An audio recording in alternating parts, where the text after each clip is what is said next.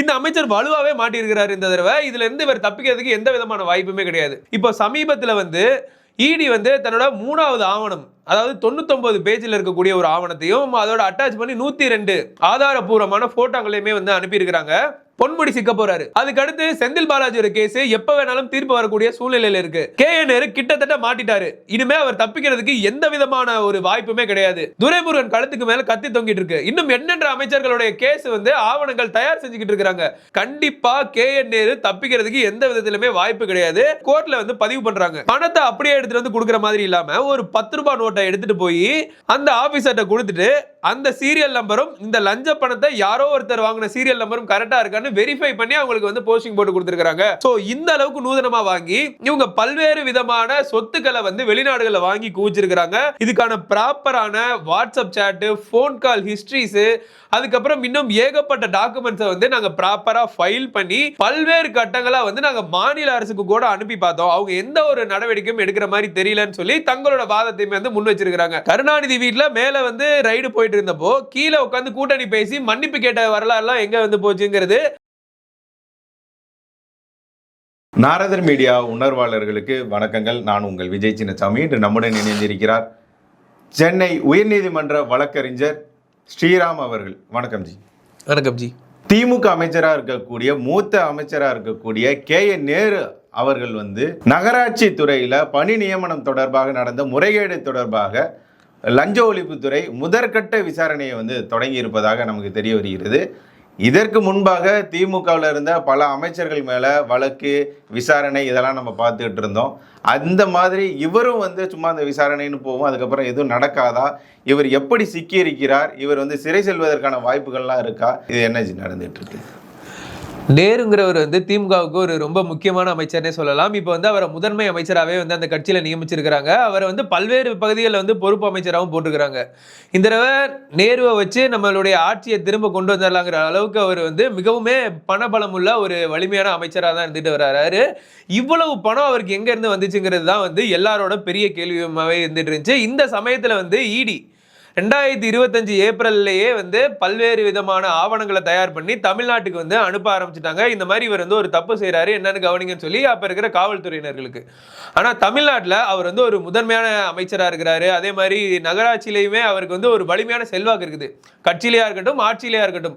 அதனால அவருக்கு எதிராக எந்த ஒரு நடவடிக்கையுமே எடுக்காம இருந்துட்டே வந்தாங்க. இவங்களுமே இடி சைட்லையுமே தொடர்ந்து ஆவணங்களை ஒரு 2 முறை அனுப்பியும் எந்த விதமான நடவடிக்கையுமே எடுக்காம தமிழ்நாட்டில் மீடியாக்கள் மத்தியில மட்டும் கடும் விமர்சனங்கள் ஏற்பட்டுச்சு. மக்கள் கூட கேட்டாங்க, எதிர்கட்சி தலைவர் கேட்டாரு, பல்வேறு பேர் வழக்கு கூட போட்டு பார்த்தாங்க. இந்த சமயத்துல இந்த விஷயம் மறுபடியும் ஏன் இவ்வளவு ஹாட்டா பேசப்படுதுன்னா, இப்போ சமீபத்துல இடி தன்னோட 3வது ஆவணம், அதாவது 99 பேஜ்ல இருக்கக்கூடிய ஒரு ஆவணத்தையும் அதோட அட்டாச் பண்ணி 102 ஆதாரபூர்வமான போட்டோக்களையுமே அனுப்பி இருக்காங்க. கிட்டத்தட்ட 2538 பேருக்கு இவங்க பணி அலாட் பண்ணியிருக்கிறாங்க. அதுல என்ன விஷயம் நடந்திருக்குதுன்னா, ஒவ்வொருத்தவங்கள்ட்டையுமே அவங்கவுங்க தகுதிக்கு ஏற்ற மாதிரி 25 லட்சத்துல இருந்து 35 லட்சம் வரைக்கும் அவங்கள்ட்ட பணம் வாங்கிட்டு அவங்களுக்கு வேலை போட்டு கொடுக்குற மாதிரி, தகுதியே இல்லாதவங்களை பணத்தை வாங்கிட்டு திறமை இருக்கிறவங்களை ஓரம் கட்டி இந்த அரசாங்கம் தொடர்ந்து மிகப்பெரிய ஊழல்ல தொடர்ந்து அடிபட்டுட்டே இருக்குங்கிறதுல இது ஒரு மிகப்பெரிய சான்றுங்கிற மாதிரி இந்த அமைச்சர் வலுவாவே மாட்டியிருக்கிறார் இந்த தடவை. இதுல இருந்து இவர் தப்பிக்கிறதுக்கு எந்த விதமான வாய்ப்புமே கிடையாது. ஏன்னா இதுக்கு முன்னாடி இந்த அமைச்சர்கள்ட்ட ஒரு சில ஆதாரங்கள் அடிப்படையில் அவங்கள உள்ள வச்சு லாக் பண்ணாங்க. இவர் பட்டவர்த்தனமா மிகப்பெரிய அளவுல கிட்டத்தட்ட 888 கோடி ரூபாய் இப்ப வரைக்கும் சொல்லிட்டு இருக்காங்க. பட் அது 1000 கோடியும் தாண்டுங்கிறது இனிமே இடி கொடுக்க போற ரிப்போர்ட்ல தான் நமக்கு தெரியும். இந்த விஷயம் வெறும் இடி மக்கள் மீடியாங்கிற அளவுல மட்டும் இருந்திருந்தா இவ்வளவு பெரிய விவாத பொருள் ஆயிருக்காது. இந்த விஷயத்தை நீதிமன்றத்துக்கு, அதாவது இடி கொடுத்த ஆவணங்கள்ல காவல்துறை எந்த ஒரு நடவடிக்கையும் எடுக்கல. தன்னோட பொறுப்பு டிஜிபியா இருக்கக்கூடிய காவல்துறையினர்களை தன்னோட பதவிகளை தக்க வைக்கிறதுக்காகவும் இதுல இருந்து தப்பிக்கிறதுக்காகவுமே முயற்சி பண்ணிட்டு இருந்த நிலைமையில இதை உயர்நீதிமன்றத்துக்கு எடுத்துட்டு போயிருக்கிறாங்க. உயர்நீதிமன்றத்திலுமே இந்த வழக்கை கடந்த வெள்ளிக்கிழமை ஜனவரி 23ஆம் தேதி மாண்புமிகு நீதி அரசர்களான சீஃப் பெஞ்சிலேயே இந்த வழக்கு வந்ததுதான் இவ்வளவு பிரச்சனைக்குமே காரணம்னு சொல்லலாம். அப்ப இன்பதுரை அவர்கள் ஏடிஎம்கேல இருக்கிறவர், இவர் போட்ட வழக்கு வந்து தமிழ்நாட்டையே திரும்பி பார்க்க வச்சிருக்குது. இவர் கொடுத்த எல்லா ஆவணங்களுமா இருக்கட்டும், இவர் சார்பில் வந்து இடியுமே வந்து தங்களுடைய பதில் மனுவையுமே தாக்கல் பண்ணியிருக்கிறாங்க. இந்த மாதிரி 2538 பேர் வந்து பணம் கொடுத்துருக்காங்க. இதுல வந்து ரொம்ப கவனிக்க வேண்டிய விஷயம் என்னன்னா, இவங்களோட குருநாதரா இருக்கக்கூடிய கலைஞர் இருக்காரு பாத்தீங்களா, அவர் வந்து இவங்களுக்கு கத்து கொடுத்த அரசியல் வித்தை எப்படின்னா, எப்படி வந்து ஊழல் செய்யணும், எப்படி வந்து அதுல இருந்து தப்பிக்கணுங்கிற வித்தை வந்து இவர் கத்து கொடுத்துட்டே போயிருக்கிறாரு. இத பல மேடைகள்ல அவங்க பெருமையா கூட சொல்லுவாங்க. அந்த மாதிரியான ஒரு விஷயத்தை வந்து கோர்ட்ல வந்து பதிவு பண்றாங்க. பணத்தை அப்படியே எடுத்துட்டு வந்து கொடுக்குற மாதிரி இல்லாம ஒரு 10 ரூபாய் நோட்டை எடுத்துட்டு போய் அந்த ஆபீசர்ட்ட கொடுத்துட்டு அந்த சீரியல் நம்பரும் இந்த லஞ்ச பணத்தை யாரோ ஒருத்தர் வாங்கின சீரியல் நம்பரும் கரெக்டா இருக்கான்னு வெரிஃபை பண்ணி அவங்களுக்கு வந்து போஸ்டிங் போட்டு கொடுத்துருக்காங்க. ஸோ இந்த அளவுக்கு நூதனமா வாங்கி இவங்க பல்வேறு விதமான சொத்துக்களை வந்து வெளிநாடுகளில் வாங்கி குவிச்சிருக்கிறாங்க. இதுக்கான ப்ராப்பரான வாட்ஸ்அப் சேட்டு, ஃபோன் கால் ஹிஸ்ட்ரிஸு, அதுக்கப்புறம் இன்னும் ஏகப்பட்ட டாக்குமெண்ட்ஸை வந்து நாங்கள் ப்ராப்பராக ஃபைல் பண்ணி பல்வேறு கட்டங்களாக வந்து நாங்கள் மாநில அரசுக்கு கூட அனுப்பி பார்த்தோம். அவங்க எந்த ஒரு நடவடிக்கையும் எடுக்கிற மாதிரி தெரியலன்னு சொல்லி தங்களோட வாதத்தையுமே வந்து முன் வச்சிருக்கிறாங்க. ஸோ இந்த வாதம் வந்து தொடர்ந்து போயிட்டே இருக்கிறது வந்து கண்டிப்பாக KN நேரு தப்பிக்கிறதுக்கு எந்த விதத்திலுமே வாய்ப்பு கிடையாது. இது வெறும் கோர்ட்டு மீடியாங்கிறது மட்டும் இல்லாம உங்களுக்கே தெரியற மாதிரியான ஒரு விஷயத்தை நான் சொல்றேன். நேரு அவர்கள் வந்து வழக்கமா திமுக காரங்களோட சேர்ந்துக்கிட்டு சொம்படிக்கிற விதமா இந்துக்களை இழிவுபடுத்துறதா இருக்கட்டும், இந்துக்கள் மேல நம்பிக்கை இல்லாத இருக்கட்டும், அவங்க விழாக்களை வந்து புறக்கணிச்சுட்டு வர்றாரு. இப்ப சமீபத்துல சில நாட்களா இந்த மாதிரியான விஷயங்கள்ல மாட்டவும் மேலிடத்துல இருக்கிறவங்களை குளிர்விக்கிறதுக்காக, எப்படி டெல்லியில இருக்கிறவங்களை குளிர்விக்கிறதுக்காகவும் சமாதானம் பேசுறதுக்காகவும் வந்து இந்து கோயில்களுக்கு போறது, நான் இந்து சிந்தனையாளர்களை மாதிரி காட்டுறதுன்னு சொல்லிட்டு பல்வேறு பரிகாரங்களையும் அவர் பண்ணிட்டு இருக்காரு. அதே மாதிரி வந்து அவருக்கு பயம் வந்து அதிகமாயிட்டே போகுது. இந்த வழக்கோட நம்மளுடைய அரசியல் வாழ்க்கை முடிஞ்சிருங்கிறது பட்டவர்த்தனமா அவருக்கு தெரிஞ்சு போச்சு. அதனால பல்வேறு காய்களை நகர்த்தி பார்க்கிறாரு. பண்ண பாவத்துக்கு பரிகாரங்கள்னு சொல்லி பல்வேறு பூஜைகளை கூட நடத்தி பார்க்கிறாரு. இந்த திராவிட சிந்தனையில இருக்கிறவங்க வந்து மக்களை தான் சாமி கும்பிட விட மாட்டாங்க. இவங்களுக்கு பிரச்சனைனா ஓடி போய் உடனே சாமி கும்பிடுவாங்க. அந்த மாதிரி தான் இவங்களுடைய பாசா இருக்கக்கூடிய ஸ்டாலின் அவர்கள் வந்து இந்த வழக்கில் இவரை காப்பாற்ற போறது இல்லைன்னு தெரிஞ்சதுக்கு அப்புறம் பல்வேறு ஆட்கள் மூலியமா மேலிடத்துக்கு தூது அனுப்பிட்டே இருக்கிறாரு. ஆனா ஈடிங்கிறது வந்து ஒரு தனித்துவமான ஒரு அமைப்பு. அது யாரோட கண்ட்ரோலையுமே செயல்படாது. அவங்களுக்கு ஆதாரங்கள் கிடைச்சிருச்சுன்னா போதும், அவங்களுடைய ப்ரொசீடிங்கை பண்ணி கோர்ட்ல சப்மிட் பண்ணி இவங்களுக்கான தண்டனைகளை வாங்கி கொடுத்து ஏமாற்றப்பட்ட பணத்தை ரெக்கவர் பண்ணி கஜானாவுக்கு கொடுத்துருவாங்க. இதுதான் இவங்களோட வேலை. பட் அரசியல்வாதிகள் வந்து அவங்களோட பேரை ஸ்பாயில் பண்றதுக்காக முயற்சிகள் எடுத்தாலுமே வந்து இதுதான் ஈடியில நடக்கிற பட்டவர்த்தனமான ஒரு விஷயம். இப்ப செந்தில் பாலாஜி வந்து தப்பிச்சுட்டாருன்னு சில ஊடகங்கள்ல சொல்லலாம், ஆனா அது கிடையாது. நீங்க கூட ஸ்டார்டிங்ல கேட்டீங்க செந்தில் பாலாஜி ஆட்கள் மேல இன்னும் தண்டனை கிடைக்கலையே அப்படின்னு சொல்லிட்டு. அவர் இருக்கிறது வெறும் பொன்முடி அவர்களுக்கு வந்து இன்னும் ஸ்டேல தான் இருக்குது. ரெண்டாவது விஷயம், செந்தில் பாலாஜி அவர்கள் வந்து இன்ட்ரீம் பையில தான் இன்னும் வந்து சுத்திட்டு இருக்கிறாரு. அதை ரொம்ப தெளிவா நம்ம தெரிஞ்சுக்கணும். இந்த வழக்கு எப்ப வேணாலும் வந்து இறுதி கட்டத்தை அடையலாம். அவங்க ஜெயிலுக்கு போறதுல எந்த விதமான தாமதமும் ஏற்பட போறது கிடையாது. யாரும் தப்பிச்சுட்டாங்கிறது ஒரு தவறான தகவல் தான். கோர்ட் எல்லாத்தையுமே வாட்ச் பண்ணிட்டு தான் இருக்கு. அதுக்கான தகுந்த ஆதாரங்களுக்கு சில நாட்கள் எடுக்கலாமே ஒழிய தண்டனைகள் உறுதியா கிடைச்சே ஆகும். ஏமாற்றப்பட்ட மக்களுக்கு வந்து நீதி கிடைக்கிறதுல நீதிமன்றங்கள் எப்பயுமே உறுதியா தான் இருக்குங்கிறதுல நமக்கு எந்த சந்தேகமே தேவைப்படாது.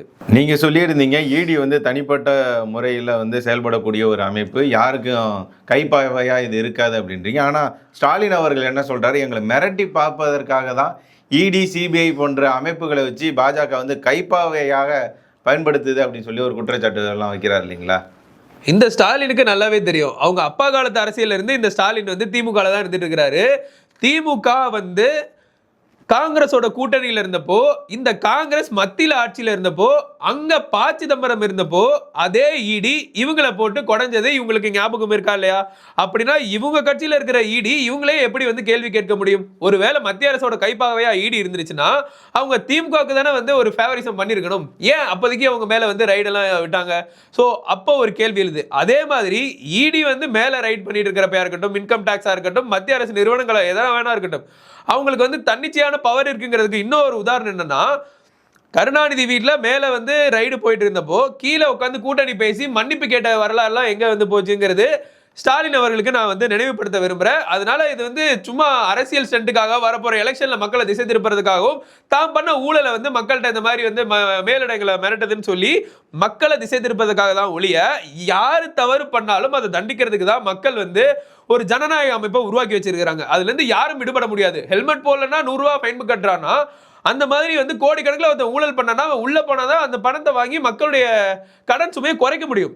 ஸோ இதுதான் வந்து காலகாலமாக நடந்துட்டு இருக்கிற விஷயம். இது தூக்கி ஒரு கட்சிக்கு சார்பாக வந்து இந்த தன்னிச்சையான அமைப்புகள் செயல்படுதுன்னு சொல்றதுல எந்த உடன்பாடும் எனக்கு கிடையாது. காங்கிரஸ் காலத்திலேயாவது ராசா அவர்கள் மேலே நடவடிக்கை இருந்தது, 2G சம்மந்தப்பட்டமாக அவர் மேலே நடவடிக்கை இருந்தது. ஆனால் பாஜக ஆட்சிக்கு வந்த பிறகு மோடி அவர்கள்லாம் சொல்லியிருந்தார், நான் மீண்டும் ஆட்சிக்கு வந்தால் 3வது முறையாக ஆட்சிக்கு வந்தால் திமுகன்ற கட்சியே இருக்காதுலாம் சொல்லியிருந்தார்.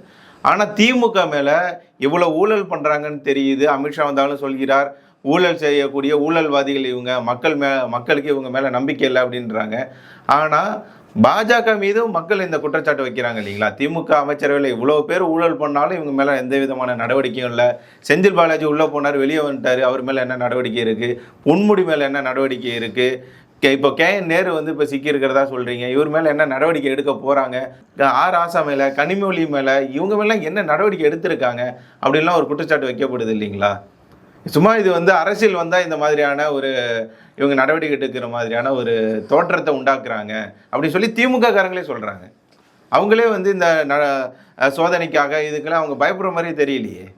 இது ஒரு தேர்தல் வர்றதுனால யார் வேணாலும் என்ன வேணாலும் பேசிட்டு போயிடலாம். இது காங்கிரஸ் காலத்தில் மாதிரி ஒருவேளை மத்திய அரசாங்கங்கள் தன்னிச்சையாக இயங்கக்கூடிய இடி அமைப்பு மாதிரியான போன்ற அமைப்புகளை அவங்க நெருக்கடி கொடுத்துருந்துருக்கலாம், கொடுக்காம இருந்திருக்கலாம். ஆனால் பாஜக மாதிரியான ஒரு இயக்கங்கள்லாம் அவங்க மேலே ஃப்ரீ ஹேண்டாக கொடுத்துட்றாங்க. நீங்கள் யார் மேலே வேணாலும் தவறு செஞ்சால் நடவடிக்கை எடுங்க, எந்த கட்சியாக வேணா இருக்கட்டும், பாரபட்சம் பார்க்காமன்னு சொல்லிடுறாங்க. ஸோ இதனால தான் இந்த மாதிரியான விஷயங்கள்லாம் கொஞ்சம் டிலே ஆகுதுன்னே சொல்லலாம். அவங்க ப்ராப்பராக எந்த ஒரு ப்ரெஷரையுமே ஃபேஸ் பண்ணாமல் அவங்க தன்னிச்சையாக இப்போ நேரு மாதிரியான ஆட்கள் மேலே இத்தனை காலமாக அவர் பண்ண தவறுகளை உன்னிப்பாக கவனித்து இப்போ அதை ஒரு ஆவணமாக மாற்றி அவங்களுக்கு எதிரான நடவடிக்கைகளை எடுக்க வராங்க. அதையும் திமுக போன்ற கட்சிகள் என்ன சொல்றாங்கன்னா, தேர்தலுக்காக எங்களை மிரட்டி பார்க்குறாங்கன்னு சொல்லி ஒரு தேர்தல் ஸ்டண்டை எடுத்துறாங்க. இதில் பாஜகவோட ரோல் என்னன்னு பார்த்தீங்கன்னா, அவங்க இந்த மாதிரியான அமைப்புகளை தலையிடாமல் அவங்களுக்கு சுதந்திரத்தை கொடுத்துட்றாங்க. அதுதான் அவங்க பண்ண விஷயம். நீங்கள் சொல்றீங்க இந்த மாதிரி எல்லாருமே தப்புச்சாராங்கன்னு சொல்லிட்டு, அதை உறுதியாக நான் சொல்லுவேன். பொன்முடி சிக்க போறாரு. அதுக்கடுத்து செந்தில் பாலாஜியோட கேஸ் எப்போ வேணாலும் தீர்ப்பு வரக்கூடிய சூழ்நிலையில் இருக்கு. KN நேரு கிட்டத்தட்ட மாட்டிட்டாரு. இனிமே அவர் தப்பிக்கிறதுக்கு எந்த விதமான ஒரு வாய்ப்புமே கிடையாது. துரைமுருகன் கழுத்துக்கு மேல கத்தி தொங்கிட்டு இருக்கு. இன்னும் எண்ணற்ற அமைச்சர்களுடைய கேஸ் ஆவணங்கள் தயார் செஞ்சுக்கிட்டு இருக்காங்க. சீக்கிரமே எடுத்துட்டு கோர்ட்ல சப்மிட் பண்ணி அவங்களுக்கான தண்டனைகள் வரதான் போகுது. திமுக தன்னோட தேர்தல் நாடகத்துக்காக உதிர்க்கிற இந்த வார்த்தைகள் எல்லாம் வச்சு கோர்ட் இயங்குங்கிற எந்த விதமான அவசியமே கிடையாது. ஸ்டாலின் மேலையா இருக்கட்டும், உதயநிதி மேலையா இருக்கட்டும், எண்ணற்ற ஆவணங்கள். ஏன்னா அவங்க ஒரு மிகப்பெரிய பொசிஷன்ல இருக்கிறாங்க. அவங்களுக்கு எதிரான ஆவணங்கள் இல்லாம வெறும் குற்றச்சாட்டுகளை மட்டும் முன் வச்சிட முடியாது இல்லையா? அதனால சில காலதாமதங்கள் ஏற்படுதே தவிர அவங்களுடைய தண்டனைகள் உறுதிப்படுத்தப்படுங்கிறதுல எந்த விதமான சந்தேகமே கிடையாது. மத்திய அரசாங்கம் இவங்களுக்கு ஃப்ரீ ஹேண்ட் கொடுத்ததுனால தான் ஒரு முதலமைச்சரா, அதாவது எப்படி இந்த தேசத்துக்கே கேபிட்டலா இருக்கக்கூடிய டெல்லியில இருந்தா அரவிந்த் கெஜ்ரிவால் ஆட்சியில் இருக்கிறப்ப கைது பண்ணாங்க. அது அரசியல் நாடகம்னு சொன்னாங்க. பட் ஈடியுடைய தன்னிச்சையான முடிவு தான் அதுங்கிறது நம்ம எல்லாருக்குமே தெரிஞ்ச விஷயம் தான். ஒரு பிரம்மாண்டமான ஊழல் பண்ணியிருக்கிறாங்க, பொதுமக்கள் கூட பேசுறாங்க. அவங்களை கைது பண்ணதுல என்ன தப்பு இருக்கு? ஒரு பாமரன் மக்கள் பண்ணா மட்டும் நம்ம அவங்கள விட்டு வேடிக்கை பார்ப்போமா? ஸோ அதிகாரத்தில் இருக்கிறவங்க தவறு பண்ணாலுமே தண்டிக்கக்கூடிய அளவுக்கு இருக்கக்கூடியதான் தன்னிச்சையான நிறுவனங்களா இருக்கிறதுக்காக தான் அரசியலமைப்பு அவங்களுக்கு பவரை கொடுத்துருக்கு. அதிகாரத்தில் இருக்கிறாங்க, முதலமைச்சராக இருக்கிறார், கையில் இது பண்ணக்கூடாதுன்னா முதலமைச்சராக இருக்காது, ஏன் ஊழல் பண்றீங்கன்னு ஏன் நீங்க கேட்க மாட்டீங்க? இதுதான் ஒரு மக்கள் ஜனநாயகத்தில் இருக்கக்கூடிய நம்மளுடைய அடிப்படையான உரிமை. அதுதான் கான்ஸ்டிடியூஷன் நமக்கு கொடுத்திருக்கக்கூடிய பவர்ங்கிறத நம்ம யாருமே மறந்துடக்கூடாது. எவ்வளவு உயரமான அதிகாரத்தில் இருந்தாலும் நீதிமன்றங்களா இருக்கட்டும், சட்டங்களா இருக்கட்டும் தண்டிக்கப்பட்டே ஆகணுங்கிறதா என்னோட கருத்து. இவங்க திமுக இருக்கிறவங்க எல்லாருமே தண்டிக்கப்பட போறாங்க. பொறுத்திருந்து நீங்க பாருங்க. உங்களுடைய பொன்னான நேரத்தை ஒதுக்கி பல தகவல்களை நார்தன் மீடியாவுடன் பகிர்ந்து கொண்டதற்கு மிக்க நன்றிகள். நன்றி.